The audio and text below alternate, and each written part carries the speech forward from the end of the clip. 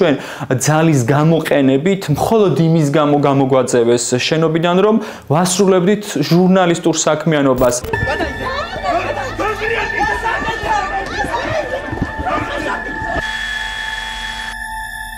მე ვარ გიორგი ახალკაცი, მთავარი არხის შიდა ქართლის კორესპონდენტი.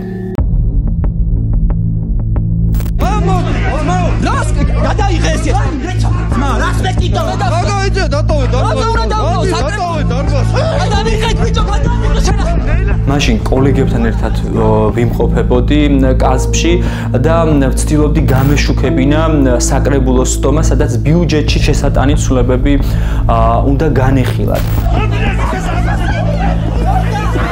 მაშინ უნდა ეყიდათ ქართული ოცნების მაღალ ჩინოსნებს ხალხის ფულით ძვირადღირებული მანქანები, ასევე ერთ-ერთი ჩინოვნიკის სადაო დიპლომთან დაკავშირებით ჰქონდა ოპოზიციის შენიშვნები და ამ ყველაფერს ჩვენ პირდაპირ ეთერში ვაშუქებით. თუმცა მოულოდნელად მათ გამოიძახეს ადგილზე კასპიის პოლიციის თანამშრომლები, პირადად კასპიის პოლიციის უფროსი გიორგი ჩოქური ხელმძღვანელობდა ამ ეგრეთ წოდებულ სპეცოპერაციას, რომელიც მოიცავდა მედიის წარმომადგენლებზე თავდასხმას.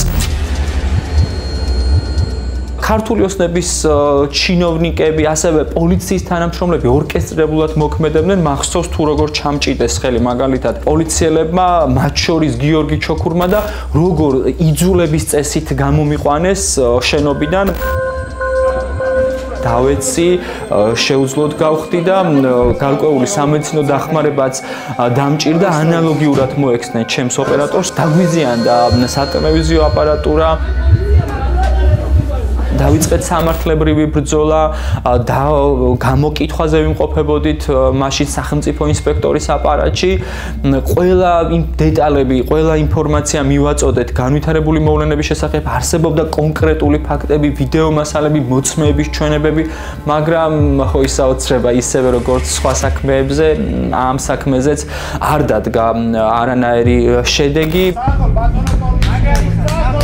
სპეციალურ საგამოძიებო სამსახურს დაწყებული აქვს გამოძიება ამ საქმეზე, თუმცა ეს არის ასე ვთქვათ ერთი მუხლით არის დაწყებული გამოძიება, ეს არის პოლიციელთა მხრიდან სამსახურებრივი უფლებამოსილების გადამეტება ძალადობით. მიუხედავად ამისა, ჩვენ ვითხოვდით, რომ დაწყებულიყო ასევე გამოძიება ჟურნალისტებისათვის უკანონო ჟურნალისტურ საქმიანობაში ხელშეშლასთან დაკავშირებით. ეს მოთხოვნა სამწუხაროდ საგამოძიებო სამსახურმა არ დაკმაყოფილა.